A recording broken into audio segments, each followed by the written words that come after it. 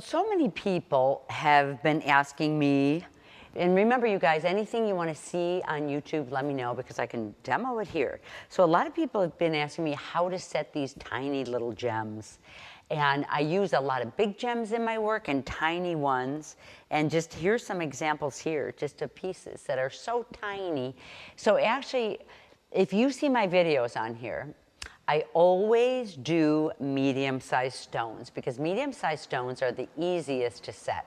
Whenever you go bigger or smaller, it gets to be more complicated. That's why small jewelry is not cheaper. You know, you think a stone is smaller and it should be cheaper, and actually sometimes the opposite is true, because to get the best cut on a stone and to get it polished, you have to do a particular kind of care for that.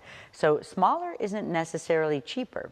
And I want to show you guys here how to set some beautiful small stones, whether for rings or anything. So, and this is made the easiest. Sometimes my hands are going to be in the way, but I'm going to show you the best I can. So first of all, what I like to use when I do small stones, and I'll show you some really cool tips that I do in here that I don't know what other people do, but this is what I do. So I'm going to use a fine silver. This is actually a 3/32, and it's 30 gauge, which 30 gauge, you know how gauges work. It's like 1 gauge is super thick, and then as you go down from 1 into 30, it's a super, super thin gauge. So I like this because I can bend it so easily around all my pieces. There's different size heights for your bezel, so I'm going to actually use this. Since my pieces are so small, I just want to make sure that with the wall, it goes up and over the side of my stones that I'm going to set. So if that makes sense, I set a couple of them right here, and I want to show you like what to look out for, how to do things, how to get them straight when you're working this small. So there's different sizes that you can work with. I was trying to decide between, this is a 3/16. You can see how much thicker that is. This is a 3/16. And it also is a 30 gauge, but these bezels that I'm making right now, I'm doing for a bracelet that you're going to see inside of my unfolding membership. So this, I actually like to do the first part of it on the outside, and then if you guys want some more information, you can pop into my membership, and you'll get to see what the bracelet looks like and how I'm setting these stones, what I'm doing with them. Okay, so to start with, to go around here, I'm just going to go ahead and cut this as straight as I possibly can with, these are actually, you can use wire cutter snips. These are actually off of Amazon, and they're Japanese pruning scissors, and the thing I love about them is they give me such a straight line, because when you're working this thin, you can't really use your file to get a straight line, but look at this gorgeous straight line. You guys can see it on the end of my, and don't mind my dirty hands and my dirty fingernails. I've been working for a little bit today, so it is what it is. Okay, so here's tip number 1, is that you actually, I'm going to isolate one. I'm going to work small, you guys, but at different times, I'm tempted to do this one, but I think I'm just going to work small because I promised you, as small as can be. So with this tiny one here, this is a kyanite, and it's polished on the surface to be nice and smooth, and this is one of the colors that I'm so in love with.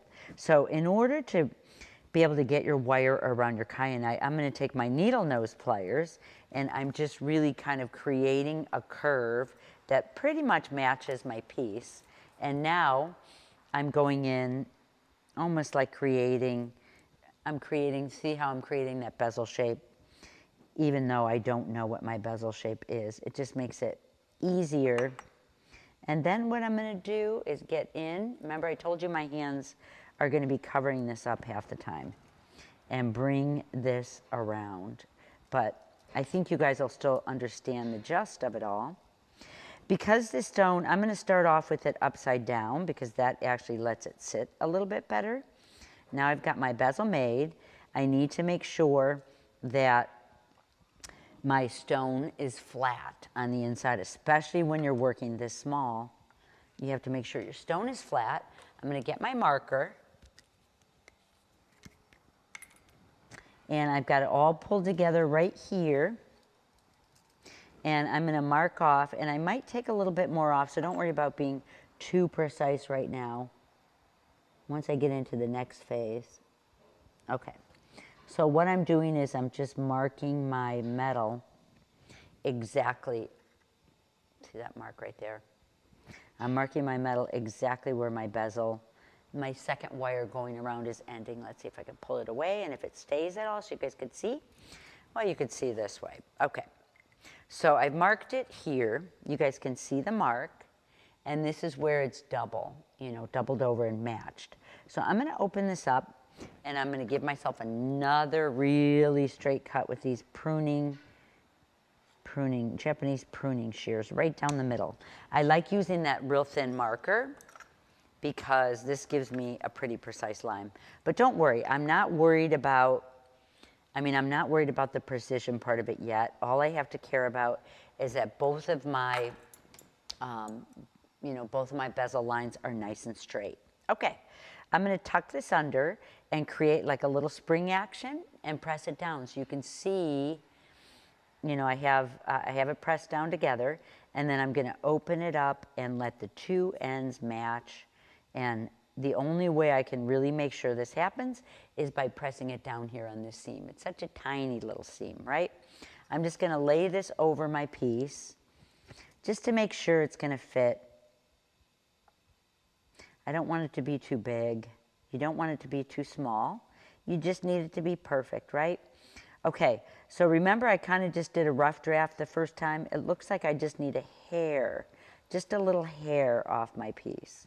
And it's important, you know, sometimes with medium bezels, and with large bezels, you can have a little grace of a piece of your bezel wire being too long. But when you're working this tiny, it's really important to stay pretty accurate to the size. So a little bit off goes a long way. I have definitely gone into bezels and cut way too much off. So remember, if you are clipping some off, a little bit goes a long way. Whoops. A little bit goes a long way. So get into these, get back onto here. Ooh, that looks like it's going to be fitting really nice, guys, once it's flat. Okay, cool. Now remember, right now, I don't have to worry about the size. And what I do when I'm working on a stone, because I've lost my stones many times, is I put it in a nice safe place and tuck it away. Then I'll know where to find it again. Otherwise, I've got a handful of stones and I'm like, okay, which stone was it? What was I using? Okay. So, again, I want to get in here and really make sure that there's no light coming through. My bezel is nice and solid, and I'm going to bring it over to my soldering board. Okay, so here's my bezel. It's a little bit light over here because we're trying to get it on camera, but you can see where I originally marked off the marker on my bezel wire. This comes in big handy now because I can see where my seam is on both sides, so that works out perfect. So yeah, actually, I'm going to dim the lights a little bit, and I'm going to give myself a spritz with a little bit of flux so you guys can see the camera. And usually what I have to do is I have to go around. You're going to see me go around with heat over the whole piece. Then I'm going to hone in right on this. And I'm going to actually start with a hard solder. Go ahead and get this lit up. Let me get it warmed up. The heat will take away the marker. The marker is one of the very few things that I can use that will mark my spot. And I put a little bit of flux on the end of here, and I'm going to go in and grab a little bit of hard solder in this corner that I have here. There's another one where I show how I use my board. And then I'm coming in on the front so you guys can see, and I'm going to lay my hard solder down right here.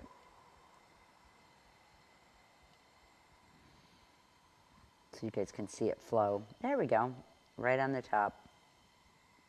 Beautiful. You don't want to overheat this because it's so thin and it's fine silver. So grab this. Oops. I actually will put mine in the flux just to save spots because it cleans it out really quickly. I have good ventilation in my studio, so I do things like that. You can see where my solder is. I did use a small piece, but I usually am going to clean that up with my, I have new floors in my place. It used to be so hard to find my pieces. So remember, now I don't have to search for my gem because I put it right in here. So I'm going to just show you, usually I work on my table, but I'm going to put this upside down See how this bezel fits it? It looks good. What I do is I pick it up and I pinch the bezel and the, we can do some light now. Let's do some light. Now that we're done soldering, anytime we solder, I like keeping the lights dark for you, and anytime I'm doing this type of setting, it's good to keep it light. Okay, so here's my stone in here. So remember again, the thing that I wanna make sure that I do is get this nice and flat. Once this is flat in here, I'm gonna pinch it together, and you guys are just gonna have to trust that I have the bezel in hand and exactly where I'm supposed to go. And everything will be done right. Okay. Okay, perfect. So see, this is done exactly the way I need it to do. I have a really nice amount. It fills it beautifully, and I have it done right. Okay, so the next thing I need to do, I'm going to pop the stone out, put it back in to save it. And where is my sandpaper? I need to make sure the bottom of this is nice, and usually if I have a hard stone, I keep the stone in there, and I just, oh, you can see the little gems on my rings too. See how tiny? I really love these tiny gems. Okay, and then I want to sand the bottom of this so it doesn't, so I can get it on here nice and flat. Make sure it's exactly the shape that I need. Voila.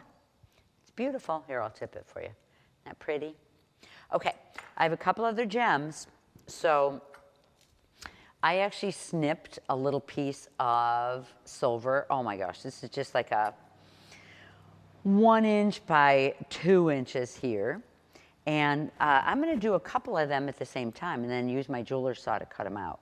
Because when you're doing this tiny of work, it's good to do this type of production work, right? Okay, I'm gonna put this back in the container, and I have a couple other shapes too. I have a pink one, the tiniest. And I can put these close together. I'm not gonna put anything around the sides. I decided, got this one here. So I'm gonna just put these close together. The bottom is a sterling silver 22 gauge. So there we go. I'm just going to do 4 of these type of production work. So the bottom sheet is sterling silver, and this is fine silver on the top. So when I'm soldering these, I'm going to solder these to the bottom of the plate. I just need to make sure I have enough room to get in and out of here with either my jeweler's saw or snips. And I might just do snips today just to show you guys. So see how it's set up on here. I know we're at a little bit of an angle. So I'm going to take my flux, spritz it across the top. And I can see that it's nice and flush on the bottom. So that's really good for me. That's what I want. And then I'm just going to take it and I'm just going to heat it up. Pretty soon I'm going to turn this light down again. Great. Okay, now I'm going in with my medium solder, and I'm making it a little darker so you guys can see my flames on here, exactly where I'm going. Because remember, the philosophy of soldering is all really about balance. It's like playing a game of pool. Where do you need the heat and what percentage where? So I'm just going to knock a little bit into, I'm knocking a little bit into these bezels. I warmed it up just so things would stay in place. And you don't have to have it exactly all the way around, because once your solder starts flowing, sorry guys, sometimes it's hard for me to talk and set solder up at the same time.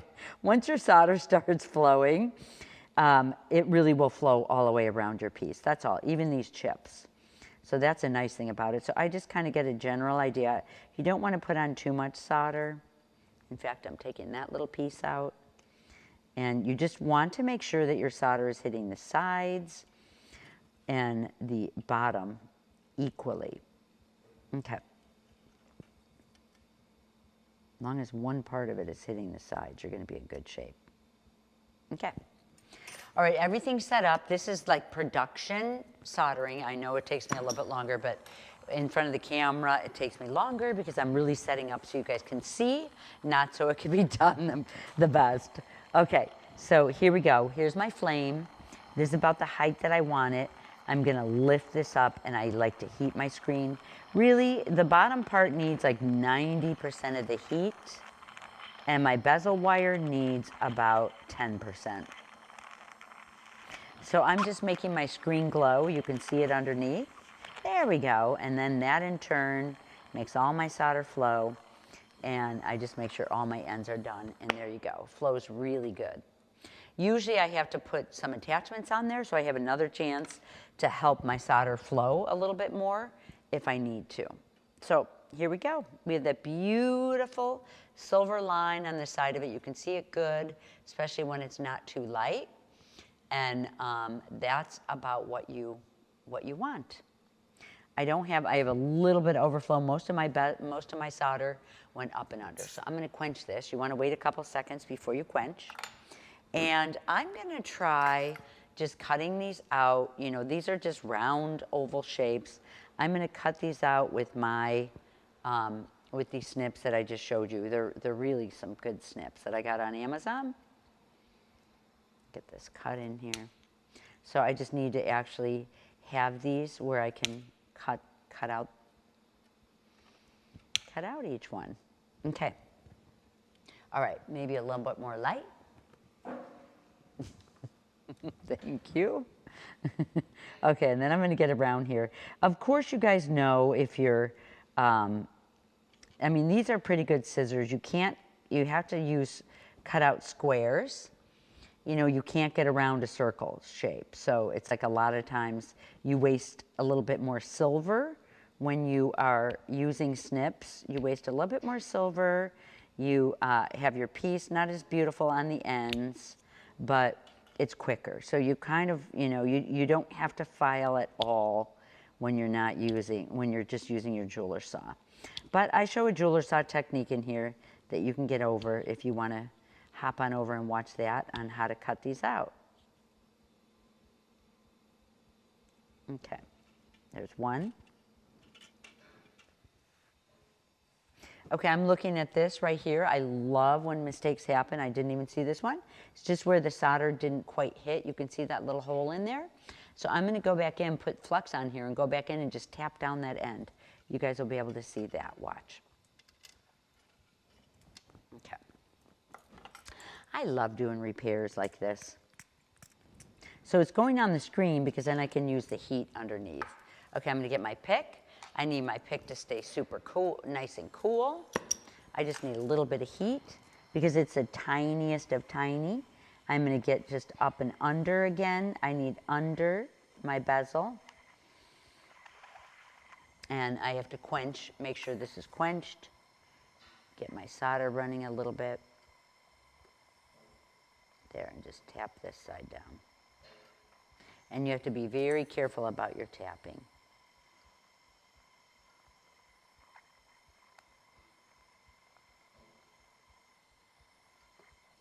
Okay.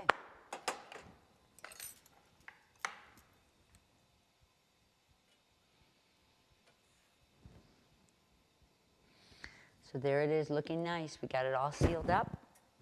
And this can go in just for some attachments on here. So I'm going to go ahead and finish up these next three.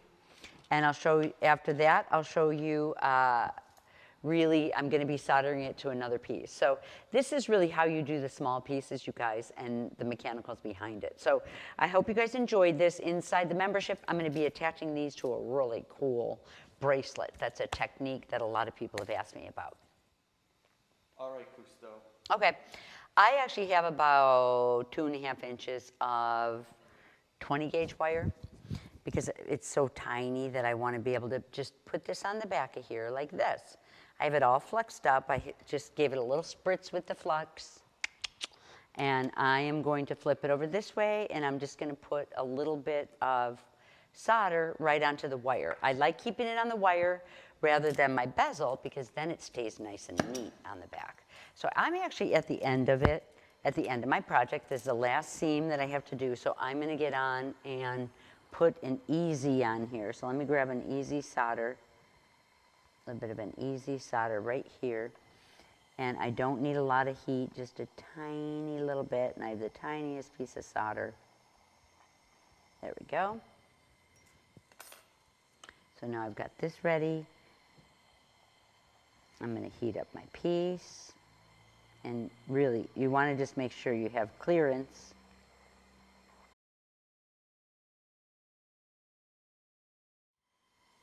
There it is. There's the piece done really nicely. So you can see, because I put the solder on the wire rather than the back plate, it's nice and neat. You don't see solder all over the place. Okay. Okay, setting the stone is exactly the same as you normally do for a big stone, but I thought I'd show we've got everything in place. I polished everything up. It's all finished. I put a little bit of foil on the bottom, and if you do want to see putting foil on, it was going to be redundant. I have beautiful films in here on YouTube on putting foil in your pieces. And this is the stone, this kyanite stone is the piece that sets inside of here. So I can decide, you know, a lot of times I'll show if you have to bump it up, if your bezel is too high, if you have to do any type of work to it, but this one is actually set right. So I'm just gonna set it in this way, and I'm gonna drop my stone into here. Look at how beautiful that fits. I actually have a lot of room around the top, so I probably could have set a, I definitely could have set a wire in here, but you're gonna see a lot of silver and how to, so to be able to push all this silver down that I need to do, I should have built it up, but that's okay. This will be a nice little challenge. The cool thing is you guys get to see all different settings and different pieces done in all different ways. So I'm gonna very, very gently just work all the way around my piece. I know you guys can't see it that well, but I have to make sure that there's not gonna be any really strange foldovers on here, because I'm folding over a lot of silver, and luckily I have fine silver that's 30 gauge, so it helps to keep this easy to fold over a lot of metal. It'd be kind of cool. I like a lot of different things. I like when I have a lot of silver as a fold over. So I'm using my steel pliers. It just covers up some of the kyanite stone when you get it in here, but it'll be a cool look. I like doing this type of a look with, there we go. Just a different look. You guys will have to decide.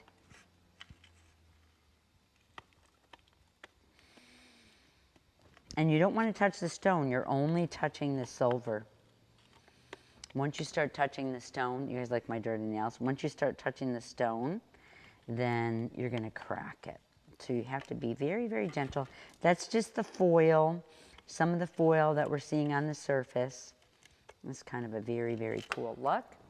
And then I'm just gonna take the piece and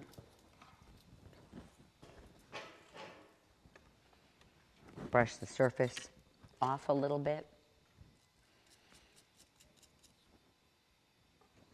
There. See, it's just a different look. So, you know, there's really no rights or wrong. You're expressing yourself through your jewelry, but the foils really make the pieces work good. So that's how you set a small stone.